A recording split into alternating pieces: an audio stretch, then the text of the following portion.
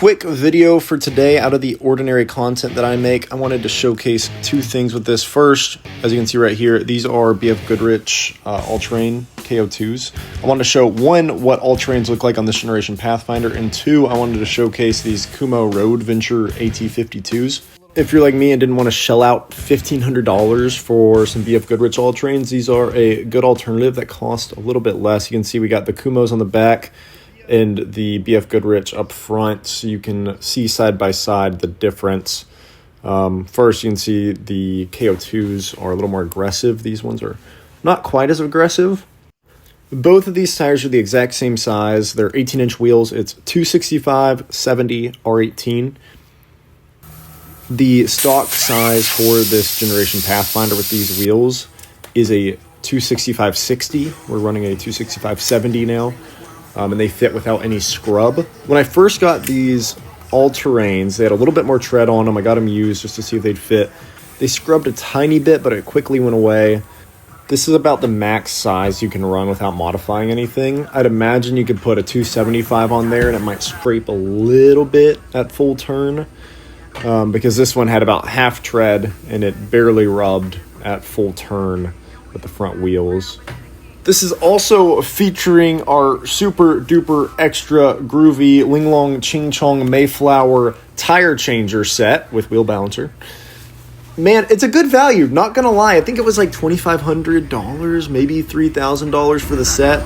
And it gets the job done. It's not as fast as, you know, your really nice ones. They're $20,000, but man, it works. If you're not doing tires all day, every day, then this gets the job done.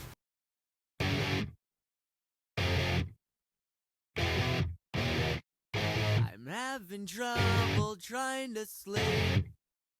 I'm counting sheep, but I could have gotten this tire on easier if I had a bead blaster, but I don't. So I resorted to doing the most reasonable thing, which is fire. It took me a few tries because I was trying to be conservative. I didn't want to blow it up in my face. You can see I went all in on this one, and it got the job done. The tire deformed a little. It was kind of funny looking. You'll see what I'm talking about here in a second. Boom, there it goes. As I filled up with air, it goes whap. You see that? I don't know why it did that, but as I filled it up, it went back to it's a proper shape. I thought it was going to pop, so I was standing back, like, ready for it to blow. But all was good. It worked. The most time-consuming part of this cheap Chinese tire set, machine set, is the balancer. You have to recalibrate it every once in a while. They've improved it from the original ones. The original ones had some problems, so people made videos on them. They improved those main issues. But I have had to recalibrate it a few times, and every time you unplug it, you have to reset the settings, which most people probably don't have that problem. But just like I said earlier, it works. It gets the job done. You have to check it a few times. At least I choose to. I rotate the wheel to a different part, make sure it's good, check it 3 times. Once it shows 0 3 times, then we're good to roll. Oh, it's my toe. Those are a little toast. And I've put tires on 5 cars, 6, 7 cars with this now. And haven't had any problems or comebacks for improper balance. So here it is, the AT52 all the way around. They are slightly taller than what the Pathfinder originally came with. Like I said, 265/60 was stock. This is 265/70. These are the 18-inch wheels. I think they offered 17-inch wheels as well. But man, they look pretty good.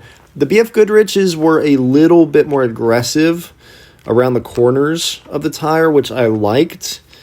This lost a little bit of that, but they still look good. They felt great on the road, super smooth, less road noise than the K02s. Here you can see we have a little bit of space with the corner of the tire here, which you can see, like I mentioned, the K02s were a little more angular on the corner of the tire there, so it makes sense that they would rub just a tiny bit. Like I said, those were 50% when I put them on. They rubbed just a little bit. Here's a final look showing a few more angles, a little bit more of the stance on the car.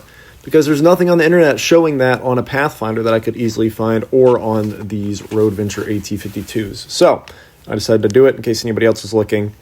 Shoot me a comment if you have any questions about the setup. Maybe you see this video a year from now and you're like, hey man, how'd they last? Were they good? Did they do this, that? Just shoot a comment. I'll be happy to reply.